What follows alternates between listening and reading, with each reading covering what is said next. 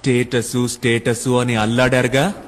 ఎంత పెద్ద డబ్బున్నోడైనా సరే ఈ రోజు 4 చినుకులు పడేసరికి నడి రోడ్డు మీదకొచ్చి నిలబడుతున్నాడు. ఎంత డబ్బు సంపాదించుంటారు, కానీ గుక్కెడు నీళ్లకి పిడికెడు అన్నానికి కాసేపటి ముందు ఎలా గింజుకున్నారు. మీకింత అహాన్ని తెచ్చిపెట్టిన డబ్బు మీ ఆకలిని తీర్చలేకపోయింది.